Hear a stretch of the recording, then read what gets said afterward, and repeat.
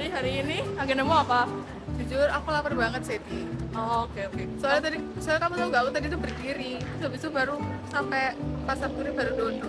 Walah, kasihan banget. Jadi kita mau nyari makan dulu Mau nyari buat makan. Anissa. Aku udah makan kebetulan, guys. Makan apa, Ti? Aku tadi makan nasi sama telur. Oke, aku jadi pengen nasi juga deh. Iya. Nasi deh. apa ya? Nasi, ntar lah cari ya. Oke. Di dekat kosmu kan banyak ya. Oke. Oke, bye-bye.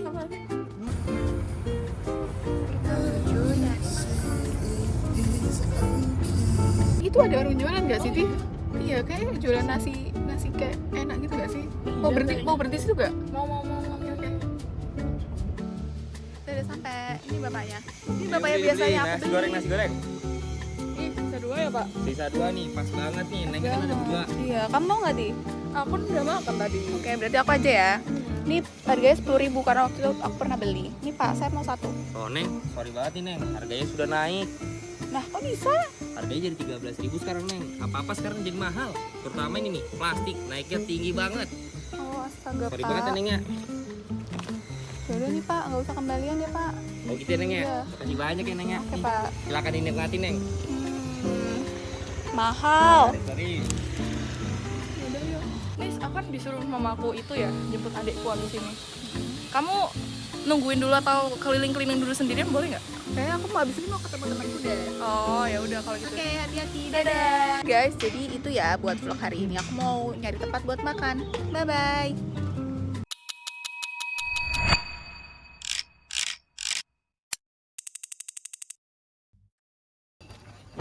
Itu bukannya Larry sama Aul ya? Mereka lagi ngapain?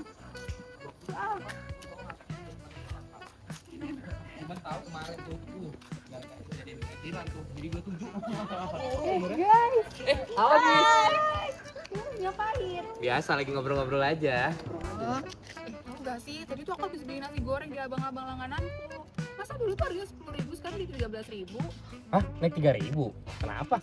Katanya sih timbul buat bungkus makanannya naik harganya. Masa cuman gara-gara plastik harganya sampai naik 3.000? Gak make sense banget. Bentar, sebenarnya itu masuk akal sih. Tapi kalau kita mau tahu penyebabnya, kita harus lihat dari lantai pasoknya dulu. Rantai pasok? Emang apa hubungan rantai pasok dengan plastik? Kamu tahu nggak sih kalau misalnya tin wall itu terbuat dari polipropilen atau PP. Nah, PP itu bahan dasarnya itu minyak bumi. Oh, jadi kalau misalnya harga minyak dunia naik, harga plastik juga ikut naik ya? Iya, tapi sebenarnya yang bikin menarik tuh bukan cuma sekedar itu. Bukan kaitannya cuma dengan produksi, tapi ada juga kaitannya dengan faktor geopolitik. Kan geopolitik itu apa sih? Perang itu ya? Iya. Nah, waktu perang AS dengan Iran memanas, Selat Hormuz tuh jadi salah satu yang paling beresiko. Selat Hormuz lagi. Apa? Selat Hormuz sih pengaruhnya apa? Ya penting banget Selat Hormuz itu, karena kan sebagian besar pengiriman minyak ke dunia itu lewat Selat Hormuz itu. Kalau misalnya Selat Hormuznya terganggu, ya mau nggak mau kapal-kapal itu mesti muter lewat jalur yang lain. Terus apa dampaknya kalau misalnya kapal itu muter dulu? Ya yang pasti ya pengiriman jadi lebih jauh, terus bahan bakar yang dipakai juga lebih banyak, terus biaya asuransi perjalanan kapal itu juga naik. So overall ya biaya pengiriman dunia tuh ya naik. Jadi itu yang bikin biaya kirim plastiknya lebih mahal. Tuh, Indonesia tuh masih mengimpor banyak bahan baku plastik. Jadi ketika ada kenaikan biaya logistik tadi, otomatis ya pengaruh ke harga plastik. Ini nih yang disebut dengan ripple effect. Jadi, masalah yang awalnya cuma terjadi di Timur Tengah itu mulai berdampak ke industri plastik di Indonesia. Nah, ripple effect itu memicu terjadinya bulut efek. Hah? Balut efek? Ya, misalnya produsen plastik itu mengira kalau pasukan bakal terganggu, jadi mereka pesan lebih banyak ke pemasok. Oh, jadi distributor lihat kalau pesanannya naik ya? Iya, mereka mengira kalau permintaan lagi tinggi, jadi mereka pesan lebih banyak ke pemasok. Padahal sebenarnya tuh konsumen belum tentu sih membeli sebanyak itu. Ya, akhirnya stok menumpuk, biaya gudang naik, jadinya perusahaan mengeluarkan biaya lebih banyak. Kalau gitu perusahaan harus ngapain? Masa pasrah aja? Ya enggak dong. Kita tuh bisa nerapin beberapa strategi. Nah, strategi yang pertama ada dual sourcing. Jadi perusahaan itu nggak bergantung ke satu supplier doang. Jadi kalau misalnya si supplier ini ada masalah, ada gangguan segala macam, masih ada supplier lain yang jadi cadangan.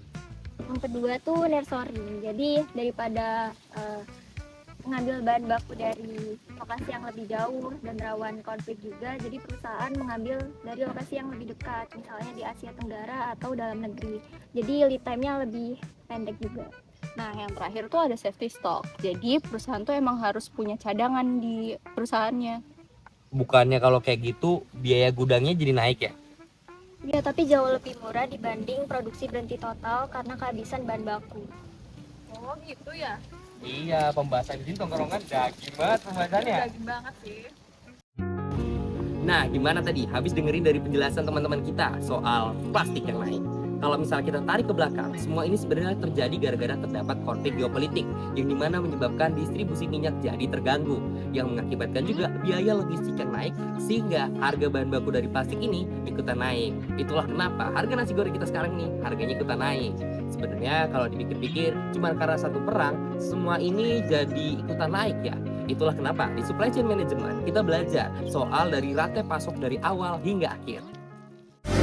그대는 속물입니다. 하늘이 내려준